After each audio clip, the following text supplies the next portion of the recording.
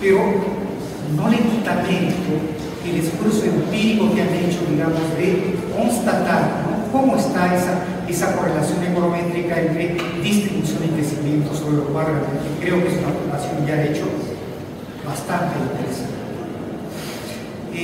No me queda más que decirles, ¿cierto?, como una especie, digamos, de complementariedad, ¿no? Creo que sería realmente otro proyecto, ¿cierto? Creo que algo que está faltando, ya creo que Venegas más o menos intenta más o menos esbozar o explicitar con ese asunto de las volatilidades, o sea, de incertidumbre afectando crecimiento y distribución. Creo que ahí tiene elementos importantes. Eso lo que nos está diciendo es de que hay factores de incertidumbre, o sea, factores institucionales, entre otros, los que están, digamos, metiendo ruido a este problema de distribución y crecimiento. Entonces yo creo que un proyecto, digamos, próximo, hay que trabajar, y particularmente, digamos, es una invitación nuestra, ¿no?, como profesores de administración que nos toca, ¿cierto?, reflexionar sobre las implicaciones organizacionales del crecimiento y la distribución. Porque una de las cosas que está faltando realmente, ¿cierto?, en este libro es cuál es la explicación institucional, ¿cierto?, o sea, organizacional que está detrás de eso. Entonces yo creo que gran parte, digamos, de las dudas que plantea el libro, tengo la impresión, digamos, de que está en este libro por hacerse, que hay una serie de artículos, gentes que están dedicadas a esto. Creo que podrían digamos, ayudarnos, digamos, a un próximo libro, del cual modestamente me comprometo a concluir una al respecto. Pero creo que el gran vacío de este libro, ¿cierto?, es de que no hay factores institucionales que estén respondiendo a esto. Es un ejercicio bastante interesante, econométrico, economizante, profesor de economista mayormente, lo cual es justificable, pero nos están faltando los economistas que trabajan la temática organizacional, la temática institucional, la temática de evolución y crecimiento, ¿no? En fin, sobre eso hay. Y estoy pensando, realmente, no propiamente en no economistas o economistas institucionales, estoy pensando en Robert y Lucas, que nos hablan de que el problema del crecimiento, la teoría esta tan exógena que se critica solo, ¿cierto?, la gran debilidad es de que no toma los elementos institucionales, que yo lo traduzco en términos de conocimiento que está organizacionalmente monopolizado, y que esos son factores que traban el desarrollo, o sea, el crecimiento en la periferia, realmente. Entonces, esto nos lleva, ¿cierto?, nos lleva a que la dimensión institucional que ya ha tocado por lo que está en la punta del nivel de crecimiento, Robert, Lucas, neoclásicos, bueno, ya no se sabe qué cosas son en realidad, ¿no?, pero ellos tocan eso de manera muy importante, y creo que es obligación nuestra como países economistas, ¿cierto?, cientistas de países subdesarrollados, aportar en esta línea, porque creo honestamente de que la problemática del crecimiento no es un problema tecnológico, no es un problema de falta de capital, es un problema de que el país se nos cae, estos países se nos caen en pedazos. Ahí está Argentina, con ese enorme crecimiento, enorme desarrollo, ya desde el siglo XIX, y sorprende en la primera década del siglo pasado, ¿no?, con enormes, digamos, desarrollos, y sin embargo, hoy, ¿en qué situación está? Realmente lamentable. Entonces, eso es un aviso terrible, tremendo, para una economía tan fuerte, la onceava economía, o la quinceava, no me acuerdo, economía mundial, México, que hoy la tenemos realmente en una situación crítica, se nos puede caer en cualquier momento.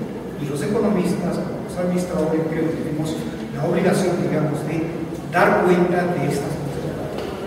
Lo que nos corresponde hacer. Gracias. Chao. Creo que no te conté nada. Muy amable, profesor Zárate. ¿Hay alguien más dentro del público que quisiera comentarnos algo? Bueno, entonces le damos la palabra a nuestros invitados para ver si pudiéramos hacer unas reflexiones últimas, ¿no?, sobre estas preocupaciones que tenemos acá los investigadores de la UAM, ¿verdad? Y que efectivamente yo creo que hay una liga muy importante que realizar, ¿no? La beta del institucionalismo es algo que trabajamos en la administración desde hace un rato, y creo que ahí podría articularse para que los trabajos, ¿no?, que yo creo que podemos hacer ya en conjunto, pero ahí aquí ya estoy como medio obligando a los ponentes, pues tuviera esta otra visión, ¿no?, ampliara un poquito la visión. Creo que podría ser muy interesante. Vamos a dejarle la palabra a quien quiera contestarnos y hacer estas reflexiones, primeramente de los autores y luego de los comentaristas. Bueno, dado que había una pregunta o inquietud ahí en torno al punto de inflexión, yo creo que el indicado será el doctor Gerardo para que la conteste. Sí, gracias, profesor Arturo Velázquez, por su pregunta. Efectivamente, cuando empieza la apertura comercial en el 84, 85, principalmente el 85 es cuando se define como el año de apertura, ¿no? Hay un incremento natural de inmediato hay un incremento en la desigualdad que se prolonga pues el resto de la década y todavía los 90s, efectivamente en el 98, de acuerdo a las cifras que reporta el ENIG, empieza a haber ese punto de inflexión, ¿no? Entonces eso se vuelve un tema de investigación, ¿qué fue lo que pasó ahí?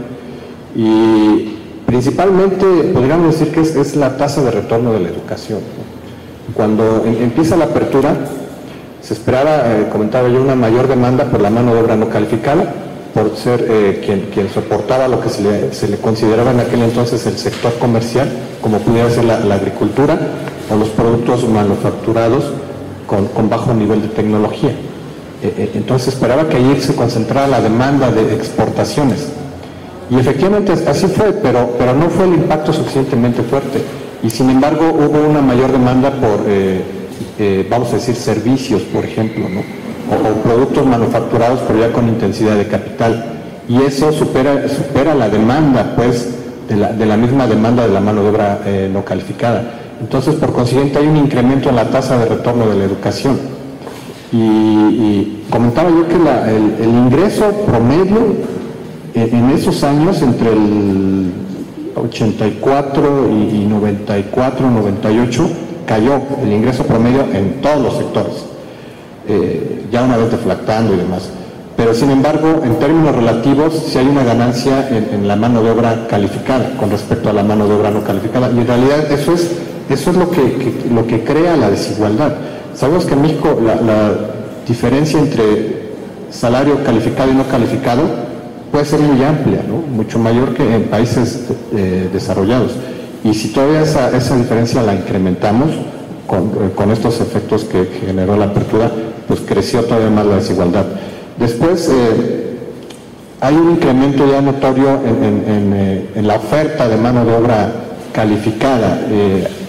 En los 90s, 94, 95, precisamente por la crisis, hay como un bache en el incremento de oferta de mano de obra calificada. No hay muchos egresados, profesionistas, etcétera.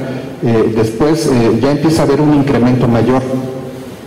Y esto genera precisamente que caiga la tasa de retorno de la educación. Es decir, hay más oferta, pero también deja de haber demandas. La demanda se desacelera, porque ya el shock de la apertura comercial ya había pasado, pues.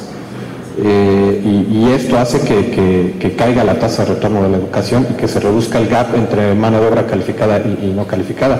Incluso cuando lo analiza uno por deciles, en los 80, vamos a decir 84, 88, 84, 89, que son las dos observaciones del ENIG, los últimos deciles perdieron mucho ingreso, es decir, eran los deciles de menor ingreso y todavía perdieron más ingreso.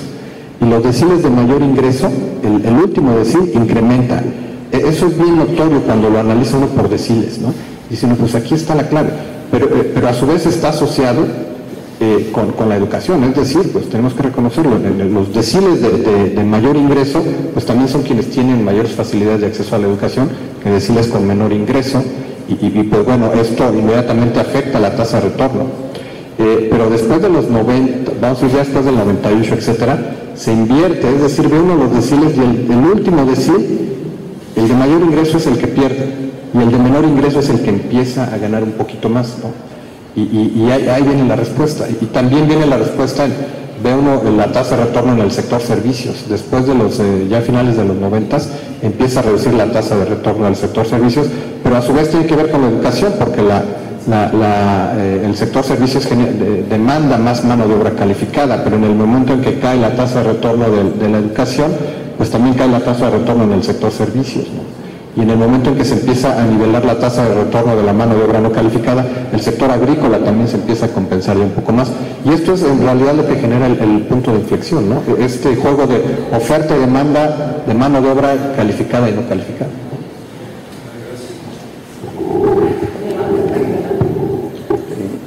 Mi intervención la usaría para agradecer a los comentarios del libro y para abonar un poquito la reflexión que hacían en torno al capítulo en la que contribuimos el doctor Omar y un servidor, que es el del impacto de los procesos de apertura comercial en el crecimiento económico.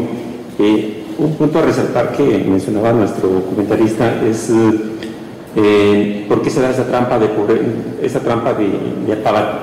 alfabetismo, en el hecho de que no hay una correlación clara entre el nivel de estudios y el nivel de ingresos, cuando la teoría dice que en efecto hay una relación directa entre estas dos variables. Y para el análisis que nosotros hacemos se encuentra evidencia de que para algunas variables hay una relación positiva, no para esta.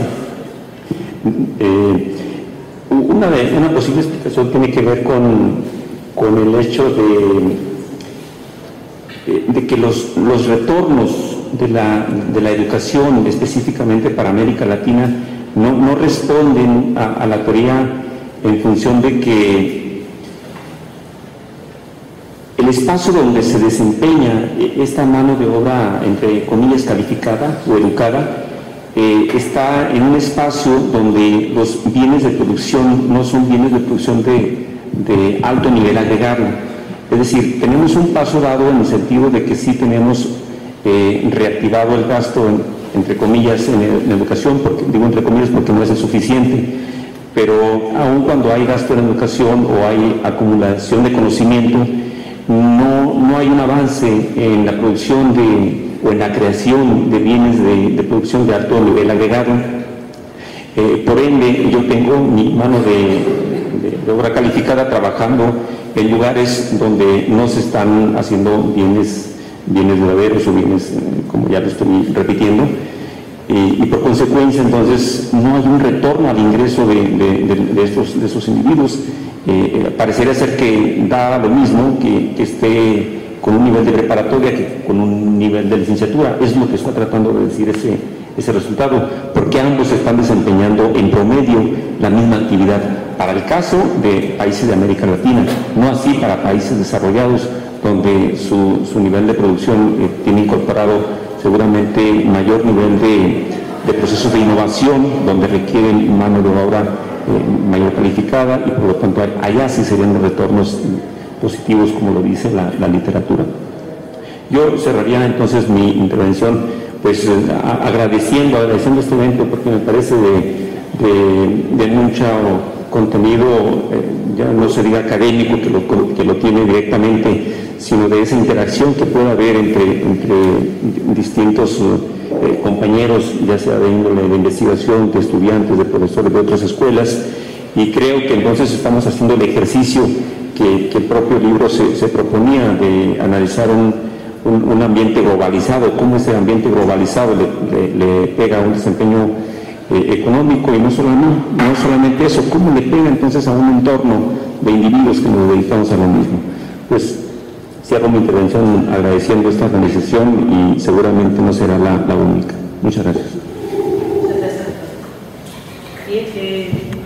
No sé, doctor Omar, Neme, si quisiera terminar diciendo algo. Bueno, gracias. Rápidamente, justamente respecto a lo que usted ponía sobre la mesa, en cuanto a la teoría ortodoxa. Entonces,